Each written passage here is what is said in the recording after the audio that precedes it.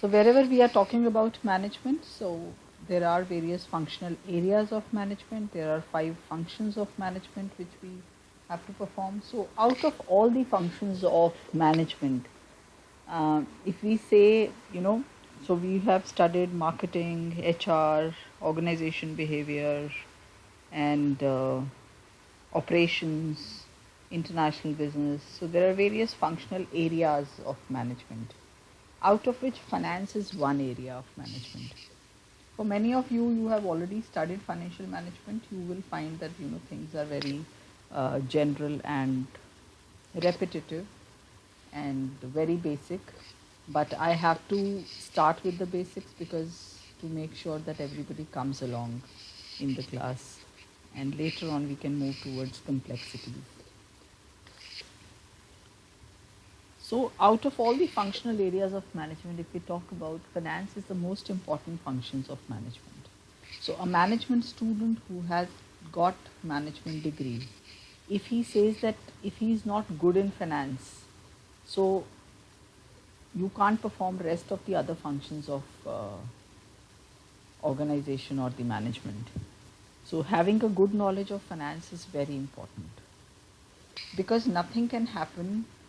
Even you will find that the top management, most of the CEOs would be taken as those people who have degrees in finance. So they are either chartered accountants, or having specialization in finance, because finance becomes the most important functional area in the organization. All other functional heads look towards the finance department for every kind of help.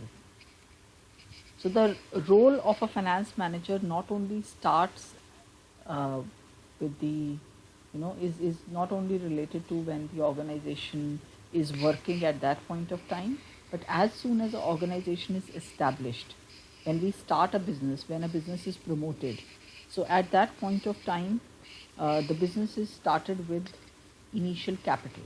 So the promoter brings in the capital, submits the proposal to the registrar of companies under Ministry of Corporate Affairs, and apply for the registration for a company to be established. At that point of time, they have to appoint the auditors, they have to appoint a company secretary, and that is how, and few promoters are there, that is how a company is established. So from that day onwards, with the promoter's capital which is brought into the business, the role of finance starts. Because at the time of initiation of a company, or at the time of thinking about a company, whenever a business idea is explored or is decided, at that point of time it is required that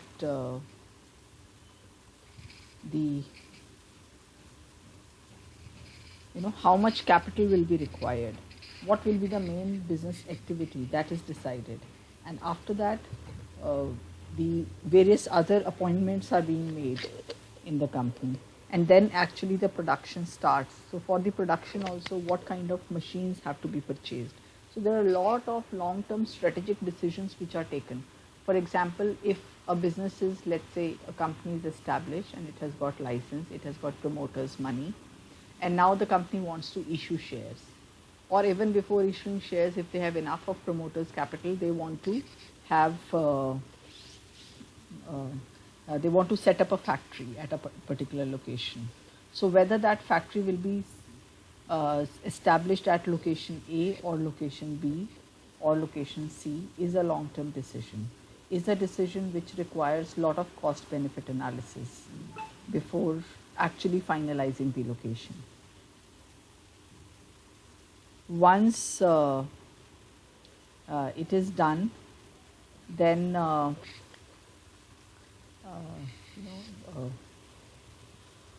then there are decisions related to buying the machinery. So it is also a long-term decision. If you once decide that these kind of machines you're going to buy, then you cannot have other machines.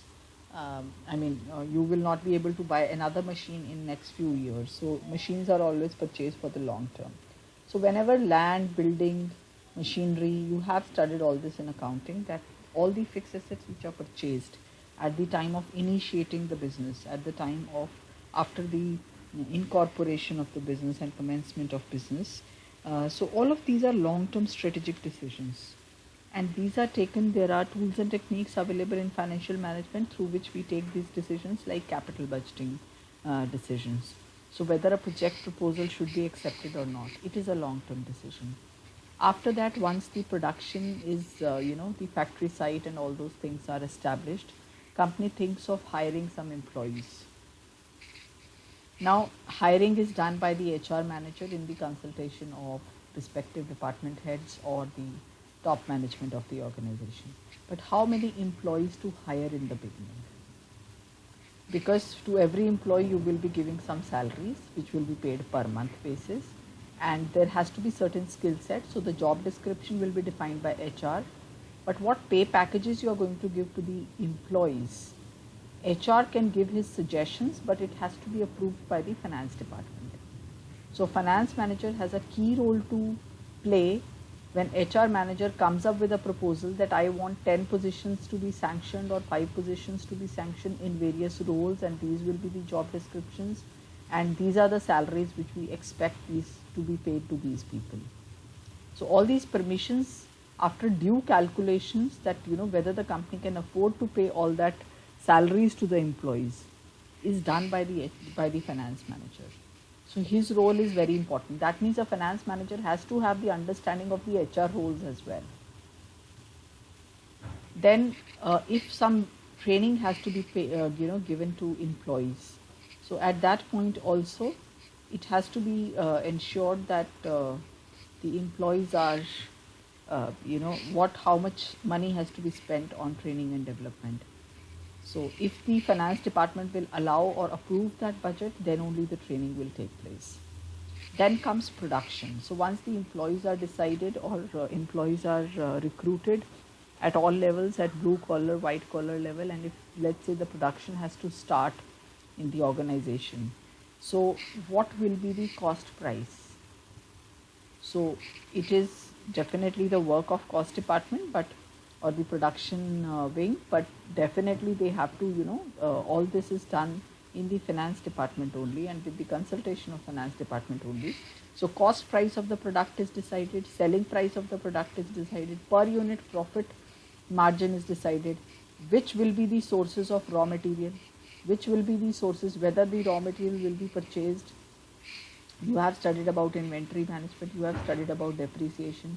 So all of these topics are, all related to accounting and finance. So again, the production department, whatever decisions they are taken, they cannot take decisions in isolation. They have to take finance department into confidence, or they have to discuss it with the finance department. Then only they can decide what will be the selling price of the product, or which supplier they have to procure the raw materials from.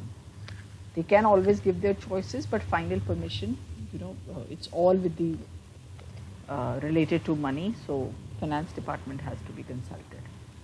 Then comes marketing. Once the production is done, so what quality of product will be produced, how much quantity of product will be produced, whether the resources will be optimally utilized or not, whether the machines will work at full capacity or 50% capacity or 70% capacity. So all these decisions are taken by the production and the finance department. And once the production is ready for sale, then comes the role of marketing department. So marketing department, so marketing, finance, production, three of them together will decide what will be the selling price of the product, because the competition analysis has to be done. How much competitors are charging for the same product, for the same quality of the product. So marketing has 4 P's: price, place, product, promotion, right? So what will be the price of the product? Again, marketing, finance and production, 3 departments will decide about it. After that, place, how the product will be promoted, what will be the supply chain mechanism, whether there will be franchisees, whether there will be distributor retailers, or whether there will be wholesaler retailer kind of channel, or there will be specialized stores on which product will be available. So product, price, and place, and then comes promotion. So how much money will be spent on advertising? how much will be the dealer's margin, broker's margin, whether the advertising will be television advertising or social media advertising or print advertising, each one has a cost. So marketing departments themselves cannot decide that, this is our ad campaign or this is our marketing strategy for this year. They can always come up with their proposals, but final decision, because how much budget finance department can allocate to the marketing department, is a critical one, and they have to actually discuss on in terms of that what will be the cost benefit analysis of if a certain marketing budget or advertising budget is allowed. So what is the expected turnover in terms of sales that will happen if proposal A is accepted or proposal B is accepted, and what should be the marketing strategy of the company. So wherever inflow or outflow of money related transactions are involved, so at all such levels, consultation or approval of finance department is very important. So that is why we have to, the finance department should have, generally has knowledge of all other departments. That's why, you study these subjects in first semester, in first year of MBA. Because generally you should know about all functional areas. So finance is something, so if a HR manager has to submit a proposal, if he doesn't know nothing about finance, he cannot say that I am an HR expert, so I don't know anything about finance. I do not know how to define that why and how much salary is to be paid and what is the calculation I am making in front of the finance manager to pay the salaries. So every student should know about all functional areas. That's why these are compulsory subjects and you study it in first year.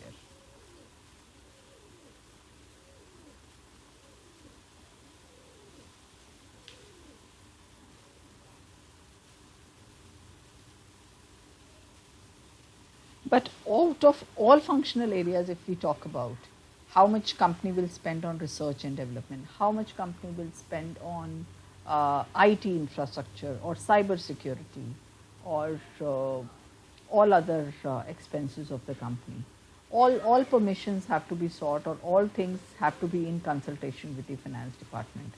So there is a lot of interdisciplinary or interactions that take place between all of them to when decisions are to be taken.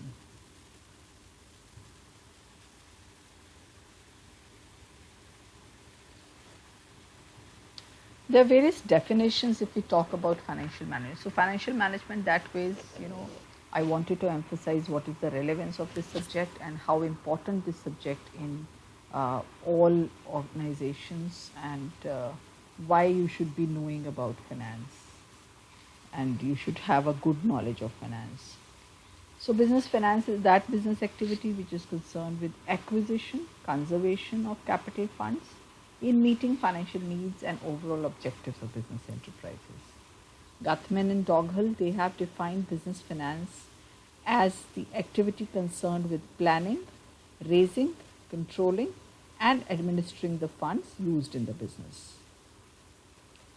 Another definition says financial management is the study about the process of procuring and judicious use of financial resources with a view to maximizing the value of the firm or the business or the owners. So the idea is that it is a process of procuring, how money will come, how inflow will come, and judicious use. So you have to optimize the use of every rupee which is invested in the company. And ultimate objective is to maximize the wealth of the shareholder or the value of the firm. So financial management for a business deals with raising funds from internal and external sources. This is a bigger, comprehensive definition because it is talking about sources of finance which can be internal and external, investing and utilizing them. So you have to invest the money and utilize the money in the best efficient manner to achieve desired business objective. So whatever is the desired business objective, ultimately we see that it is achieved, and also take care of shareholders' wealth. The wealth of the shareholder ultimately has to be maximized. Why this is taught as a separate subject, or why there's a huge demand of finance managers all across the world. uh, Finance has come up as a very important domain in last few decades. Why? Because of there is separation of ownership and management. After this company form of organization was established, and nowadays you can see that uh, we have huge large number of companies which are being established. So when a company form of organization is established, so shareholders are different and owners are different. So there is principal agent relationship between shareholders and owners. And most important thing in the business is money. So the shareholders are concerned that their money is being utilized effectively and efficiently or not. So for that purpose, there is a specialized field of body of knowledge that has become so popular that a finance manager is equipped with all the tools and techniques and methods, so that whatever money is invested by the shareholders, that gets optimally utilized. And overall, you can imagine with the size of businesses which has increased so much. Earlier, initially when businesses used to be very small, they were like sole proprietorship businesses. Then little bigger size partnership firms came. So in case of a sole proprietorship business, you will find a next door shop which you have in your locality. You will find there's one person, he is sitting on the shop, and he's everyone for that shop. He is the finance manager, he is the HR manager, he is the operations and production and everything. He is one man show. So for one person to manage everything and to remember all the calculations, or how much goods have been sold during the day and how much profit he has earned during the day, he is not answerable to anyone. So all that is easy, managing it is easy. But with the increase in size of businesses, we find that these things are it is better that we have specialized people, because that is why accounting was also established. One person remembering all the transactions, that how many goods were sold during the day, is very difficult. So to replace the memory, accounting has come. It helps in financial planning, because when we talk about financial management, so 5 important functions of management: planning, which starts with planning. So even before the requirement of fund has emerged, we start with the planning, that how much funds will be required. Even before the business is established, promoters make a calculation based on the vision of their business, that what kind of money they would require for any kind of mergers, acquisition, or long-term expansion of the business. Finance department has a very important role to play. For proper use and allocation of funds, finance is very important. For taking sound financial decisions, financial management provide all those tools and techniques which can have specialized ways how managers can take decisions. It helps improve profitability of the companies, and also ultimately the wealth of the investors, or the objective of the company. Now there are two approaches to financial management. There was a traditional approach and a modern approach. As per the traditional approach, many decades ago, finance was usually considered to be how to get the money. That was the function of the finance manager. But nowadays this role has expanded. So under the modern approach, we say that role of finance manager is very important. It not only begins with the planning, so it begins with even before the business has started. So it begins with planning and looking at what will be the sources of finance, how to get money from those sources of finance, and then make sure that each rupee which is procured from various sources, because they have to pay a cost on each source, so that is effectively utilized. So every rupee is invested and is giving some returns to the company. Ultimately, looking at the end of the year, profits of the company are increasing, and finally wealth of the shareholder, or firm's value is increasing. So nowadays scope of financial management is very broad. It includes estimating financial requirements, how much money you require.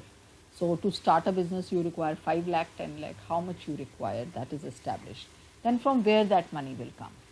Deciding capital structure. How much will be, let's say if the requirement of a business is 10 lakh rupees, so how much will be coming from the owned sources, that means will be brought in by the shareholders or the promoters of the company, and how much will be borrowed.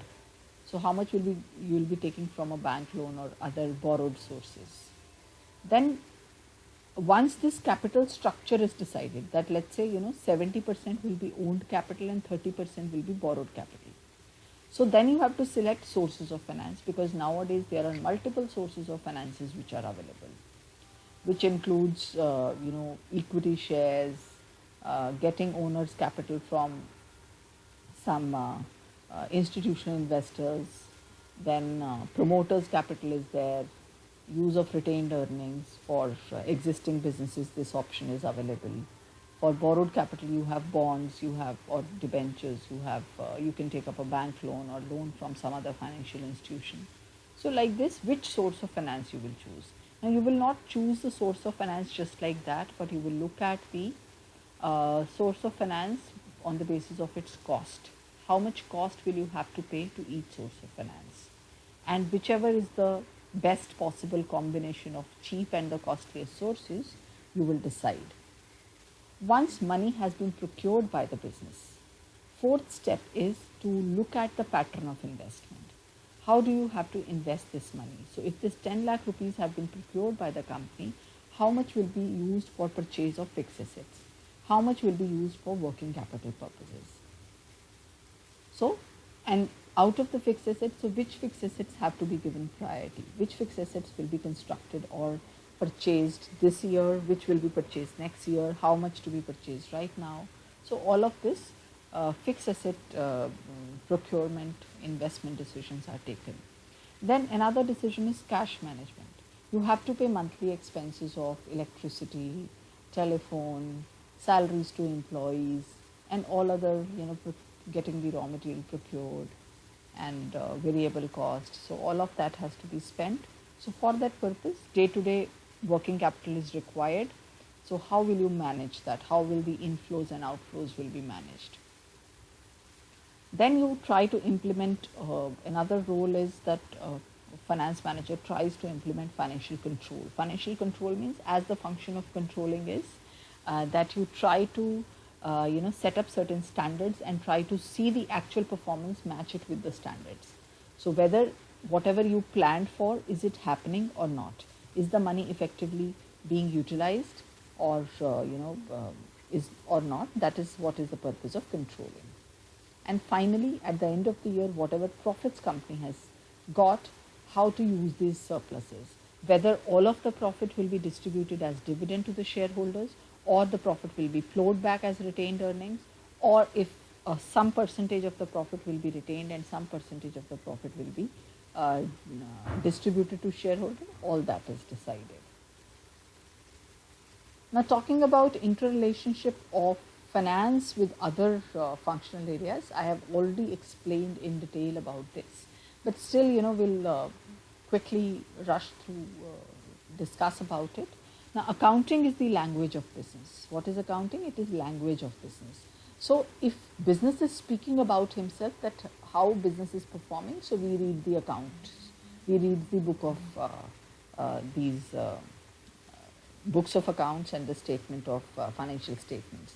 Now these financial statement becomes the input for the finance manager. So he would take all the input from the accounting books, the cost accounting, management accounting and financial accounting books of accounts, and based on that various decisions will be taken by the finance manager. So further calculations, further some techniques will be applied so that decision making is possible. So financial management is more about decision making rather than about in accounting we study that we are trying to prepare the books of accounts. For human resource department has to work in coherence with the finance department, because human resource is related with recruitment, selection, compensation, and it's about training and development, right? So all of these functions, all of these activities in HR department requires money, requires approval of, how many positions will be sanctioned, how many employees have uh, to be hired, how much salaries to be paid. So all of that, they cannot take this decision in isolation. The approval has to be prior given by, or how much budget is sanctioned by the finance department. That is important. Similarly, production and operations department, they also cannot work in isolation. Now, the role of production department is how many units to be produced, what will be the quality of product, finished product, from where the raw material has to be procured, and what will be the line of production process, how many days it will take for the production to complete. Now, they have to do all this in consultation with the cost department, in consultation with the finance department. Uh, just a moment.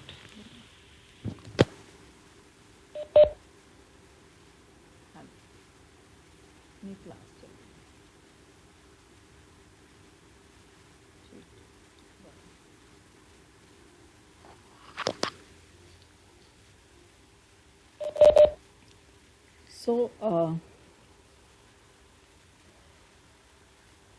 so production department also, all decisions related to fixed cost, variable cost, how much will be the cost of production, how much is the break-even point, what will be the selling price of the product, all of that is to be done in consultation with the finance department.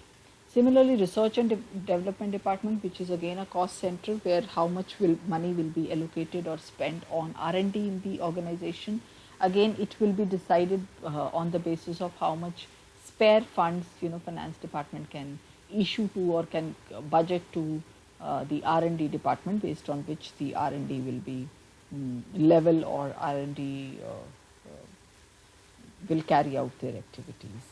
Marketing is a very important functional area of any organization. Again, they cannot also do anything in isolation, and they have to consult the finance department for whatever they are doing. Because marketing relates with all 4 P's of management. P's of marketing: product, price, place, promotion. So at the time when production department is deciding about the cost price of the product, so definitely marketing department has a role to play in that at the time of deciding the price, then at the time of deciding the product quality, and what quality, what packaging, what designing, what will be the brand, all these stuff. So production, marketing, finance, all of these together, they work in and decide about it.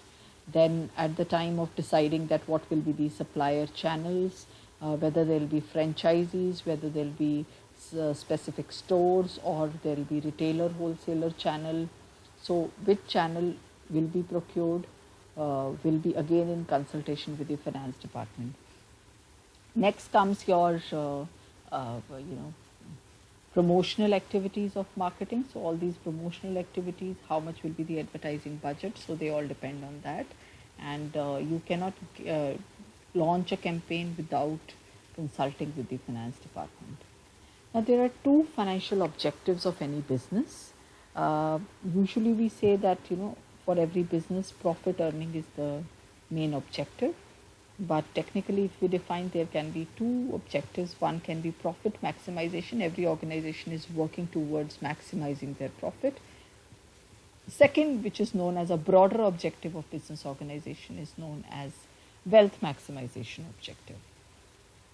So profit maximization objective, as you all understand, it is about maximizing your profit.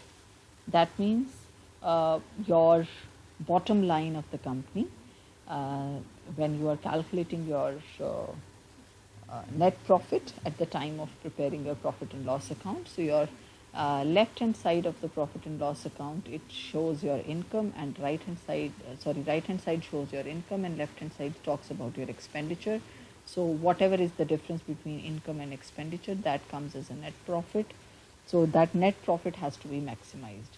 Now, why this is a good objective to keep maximizing the profit as an objective? Because it is generally the objective of anyone who's doing business. They want to earn more money, they want to maximize their profit. It is a barometer to measure the efficiency of company. If we say that whether profit maximization is a good objective or not, it is a good objective because you can measure profitability. You know how you make net profit calculation in your books of accounts. So it is easily measurable. If you want to measure the efficiency of the CEO of the company, or whether the CEO is performing his role or not, or the top management is working well or not, or the finance manager is doing his fulfilling his responsibilities well or not. So you can look at the bottom line of the company, you can look at the net profits of the company. So it is one measure how you can measure the efficiency of the company, you can measure the efficiency of any of the employees. It helps you change the economic position of the company. So if a company is, a company starts with a little capital, and later on every year they keep on earning profit and they keep on flowing back that profit and they keep on increasing their net worth. So over years the size of the company from a small company increases to a big company just because they were earning profit. A loss making company cannot survive for long. And once the company gets well established, at that point of time you will find that profit becomes the main source of finance. So flowed back profit is generally the main source of finance for all big successful companies. And finally, profit is required for fulfilling your social goals. If a company wants to do CSR, it can only do it wants to give back to the society, it can only do if it is earning profit. If a company is not earning profit, it cannot give anything back to the society. But there are certain, arguments against profit maximization as an objective. Why? Because they say, it is very vague. Which profit you want to maximize? If we say that our company's objective is profit maximization, you want to maximize gross profit, you want to maximize net profit, you want to maximize profit before interest and tax, you want to maximize any other variable of profit. So operating profit or non-operating profit. So that clarity one has to give when we are deciding about this objective. Secondly, this objective ignores time value of money. So you invest money 1 year before and at the end of the year you earn some profit. You have not looked at that how much interest or opportunity cost that money has lost in that 1 year. That has to be adjusted before you look at the profit. That is another argument. And profit maximization does not look at how much risk business has taken to earn that profit. So it does not anywhere compares the risk component. Maybe whether the company was doing some illegal activity or doing some very risky activity to earn that profit. So what kind of business you are into. So that also is not known if we look at the profit maximization objective. Next is wealth maximization objective, and nowadays it is considered to be a broader objective for any company.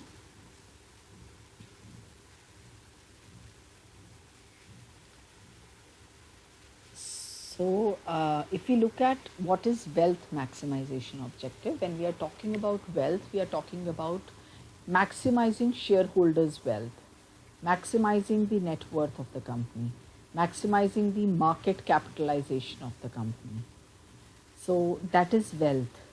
So it is stakeholders' wealth or shareholders' wealth. So ultimately we want that every stakeholder of the company, if he is happy, then this wealth is maximized. Another interesting way of measuring this wealth maximization is market capitalization. Many times we look at the market capitalization to know that whether the wealth is getting maximized for the company or not. How do you calculate market capitalization? So formula for calculating market capitalization is number of shares issued by the company multiplied with market price of the share. Now what is this market price of the share? It is the price of the share which is available in the stock market. So if the stock market price of the company is increasing, that means the company is doing good. Because how does this stock market works? Stock market works on the basic principles of demand and supply, right? So it is a market where shares of companies are being bought and sold. There are buyers and sellers. So whenever there are more buyers for a particular share as compared to sellers of a particular share, so what happens? Because demand is more as compared to the supply at any given point of time, so prices start increasing. So whenever price increase for a particular share, that means the share is demanded more as compared to whatever is its existing supply. That also means that the share is very lucrative. That is why people want to buy it. So why a share will be demanded more? Because the share has something positive to offer. The share has some positive news. The share is perceived to be a good share by the shareholders. That is why every day you see that some shares are being bought by the shareholders, and you never see that their prices are falling, but their prices are always increasing. Because shareholders' perception about that share is very good. And what builds that perception of shareholders? If a company is doing good business, for example, a company is earning profit, you get a news in the newspaper, company is earning good profit. So shareholders feel it is a good company, we should buy the share. If the company declares dividend, it is a good news. That means company had enough profit that it could declare the dividend. So people want to buy the share. Investors are ready to buy the share. So price increases. If a company goes for mergers and acquisition or expansion, so a news comes in the newspaper, this company is merging with another company, which is a positive news. That means the business is growing. It has good future in times to come. So investors want to buy the share. If a company has done good branding, so suddenly if you have followed CRED, so suddenly if a new ad campaign or some kind of marketing or some sort of branding has been done by the company, immediately it gives a positive push to the stock price of the share. So any such thing wherever, so if a company is doing good corporate social responsibility, so we get to know about that HLL has done, has launched a Shakti scheme, or has provided, for example, you on tweets you read about Anand Mahindra is helping poor people, Anand Mahindra is doing this. So you get a positive impression about the company. And suddenly as an investor you would like to buy the share of the company. If some company do very good for their employees, for example Infosys declared that for next 1.5 years they'll have work from home for their employees. So employees feel so happy about it, that company is caring about them. So it's not only about that shareholders are feeling benefited by the whatever is happening in the company, but all stakeholders are happy. So if all stakeholders from every direction positive news about the company is coming, you will find that a company will grow and flourish and will have a higher market capitalization, and the wealth of the company will be maximized. Because the market price of the share, because ultimately the shares of the company are at the face value of rupees 10 or 100 in the books of accounts, in the balance sheet. But if you look at the market valuation of the shares or the stock market price of those shares, so it is into thousands of rupees. So all that gets built up only because of the brand, or that is the wealth which is maximized. So basically wealth maximization is considered to be a broader objective. It is way beyond profits. Because profit, a company can earn profit by cheating others. A company can earn profit by selling adulterated product, by selling low quality product for few years. But a company can do long-term business, a company can survive only if it has wealth maximization as an objective in their mind. If they will have a myopic vision about themselves, that they have to earn, this year they have to earn this much profit, next year they have to earn this much profit, but do not go with a long-term strategy or vision. In that case, a long-term survival of business becomes difficult. And it is, company is, as you know, is a going concern, it is a perpetual entity. So we assume that a business will never die, and a business can survive in long term only if it is doing good business and it is helping everyone. So it is good for long term survival of business. If wealth maximization is kept as an objective, all stakeholders, employees, customers, government, you have paid all the taxes, your shareholders, your clients, your suppliers, everybody who's involved with the company is happy about the company, and it improves the goodwill of the firm if a company keeps wealth maximization as the objective. So nowadays many companies, they keep this as a broad objective. But it is, if we talk about this as an objective and want to measure the employee's performance on the basis of that, the problem with this particular objective is it is not very descriptive. Which kind of wealth should be maximized? Are we talking about EPS to be maximized? Are we talking about market price of the share to be maximized? Are we talking about net worth to be maximized? Or which profit figure we are looking at to be maximized? And sometimes it can create a conflict between owners and the management, because owners can have a different perspective of wealth as compared to the top management.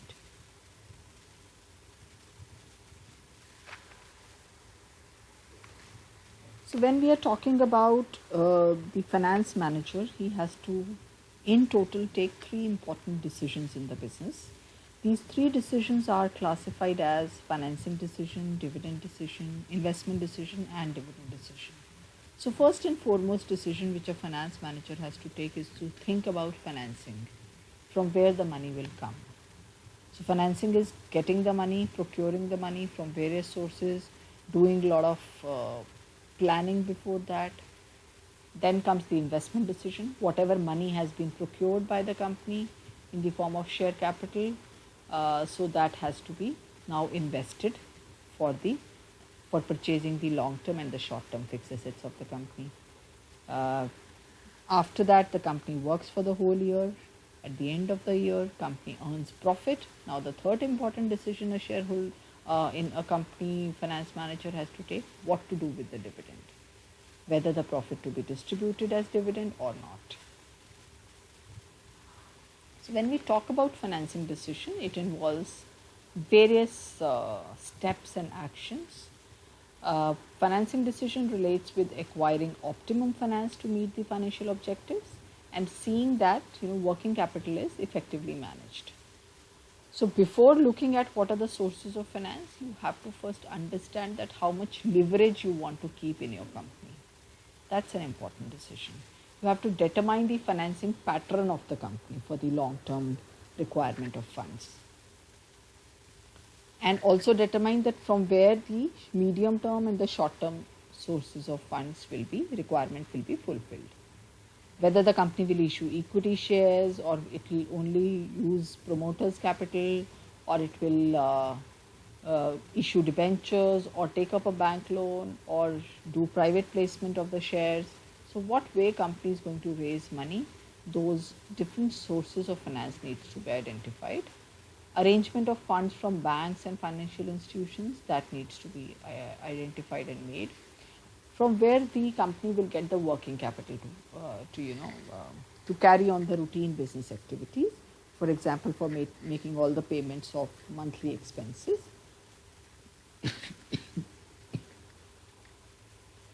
Then they have to consider that if a company goes for borrowed source of finance, that means taking up a bank loan or issuing debentures, so what will be the interest burden of the firm? Because when you borrow money, you have to pay fixed rate of interest to the lender, and this you have to pay even if the company is not earning any profit. And if the company is not able to pay that, then bank or those debenture holders can take the company to the court and declare the company as bankrupt and sell the company and take their money back. So what will be its impact on the bankruptcy of the company? What will be its impact on the cost of capital? Then deciding about the optimum capital structure. Capital structure means how much borrowed capital and how much owned capital they will have. Deciding about the level of leverage in the company, studying the impact of stock market on the modes of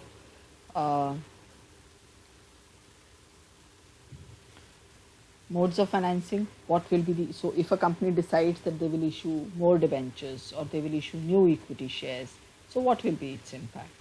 And optimizing the returns to the equity shareholders. Second important decision is investment decision. So it is related with all those in the company which determine how the scarce resources, which are funds, are available for the committed projects. So first of all, you have to ascertain what is the total volume of funds a firm can commit. Then look at the capital investment proposals, measure the risk and uncertainty of the investment proposal, then prioritize the investment decisions, then do the rationing of funds or allocate the funds. After that, identifying which fixed assets to be acquired, how much investment is required in the current assets, whether you have to buy certain assets or take it on lease, whether there will be asset replacement. So if there is a, some asset has depreciated and you want to buy a new one, so when and how it will be done, restructuring, any kind of reorganization, any kind of mergers acquisition which a company wants to do. So all of these decisions are a part of investment decision.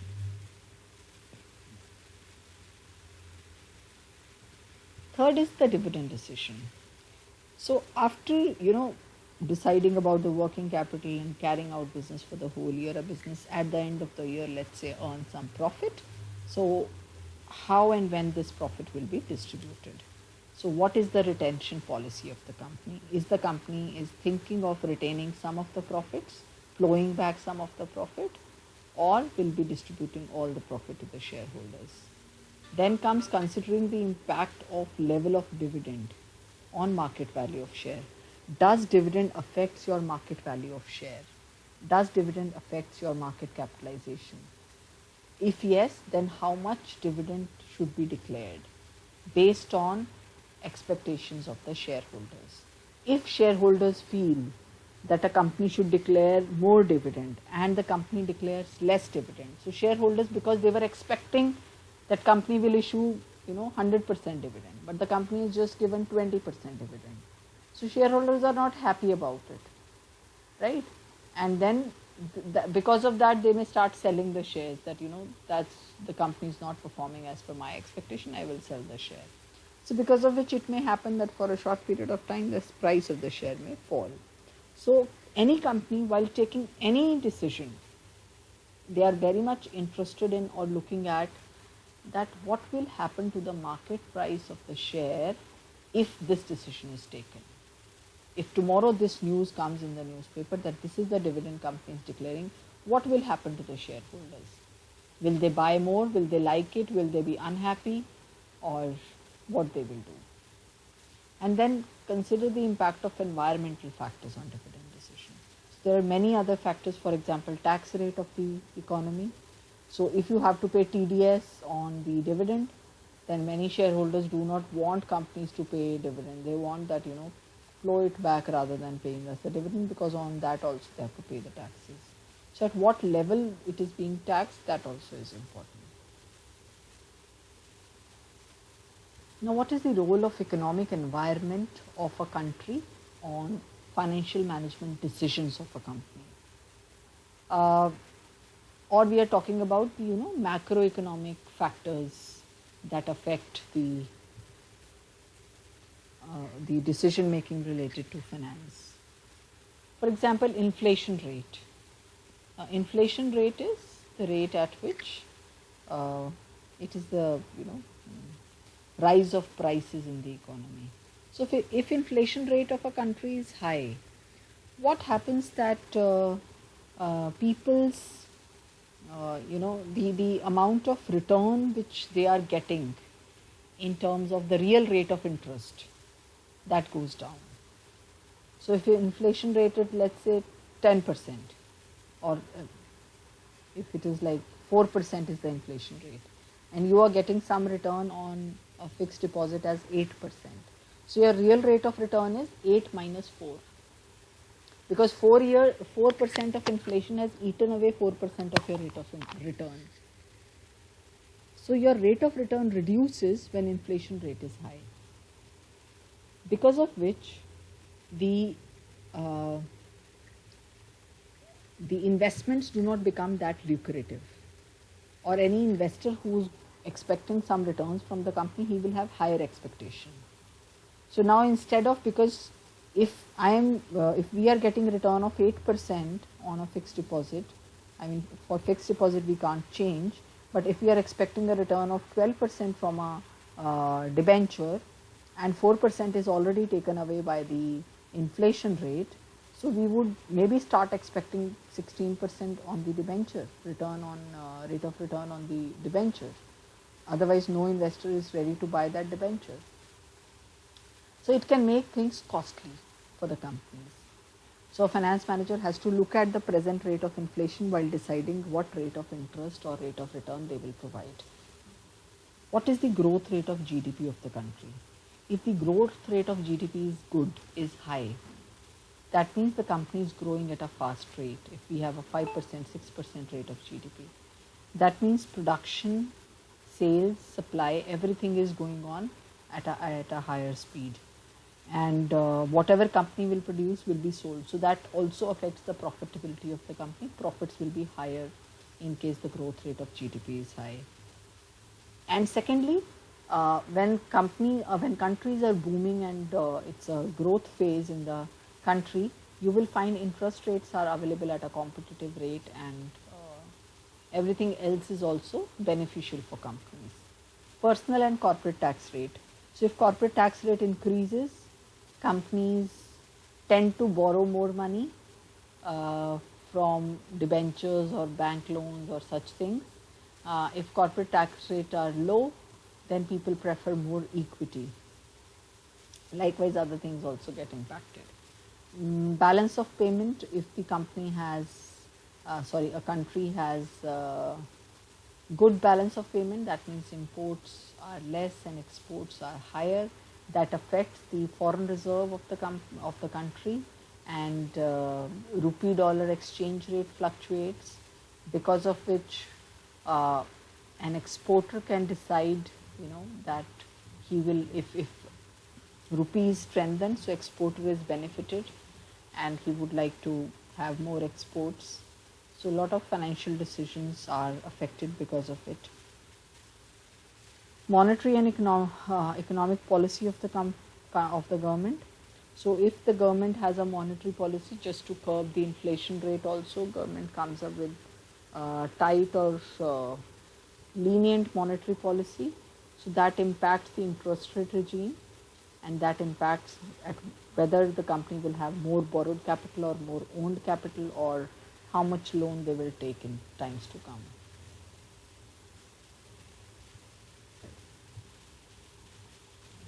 If government is providing for some sort of incentives and subsidies, so companies are attracted to get those. For example, for some businesses, if tax holiday is provided, or company or country provides some incentive to have a factory in a rural location, which government wants to develop.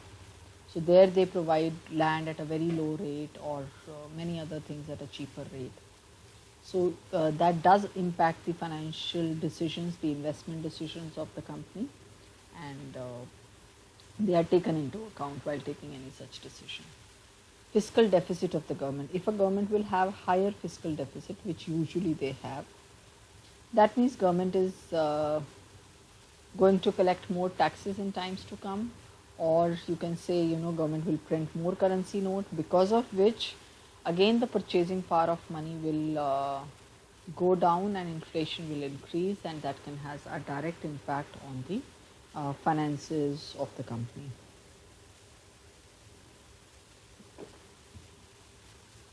Availability of technology and skilled manpower.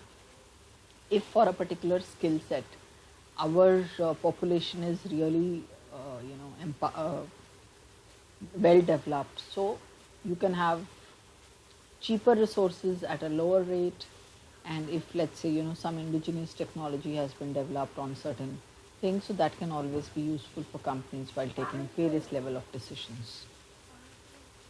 If country has more entry and exit barriers, or tighter entry and exit barriers, there will be less competition, and there will be monopoly or monopolistic competition that can exist, and or oligopoly can exist, because of which companies can have good amount of profit share which they can arrange. Political stability is always an important factor. If you have a lot of companies nowadays have political inclinations, and we sometimes relate some companies with certain political parties also. So if there is a stable government at the center or at the state, you will find that the companies are able to function well, and with less interference, and with less doubts in terms of whatever strategic decisions they have to take, and that's always good for companies. And what kind of economic and trade agreements countries have with other trade partners internationally, that do influence the finance decisions also. So basically, when we are talking about financial management as a subject, so it is about decision making. It is related to managerial decision making on what kind of asset mix you have, what kind of capital mix you have, and how do you allocate the profits.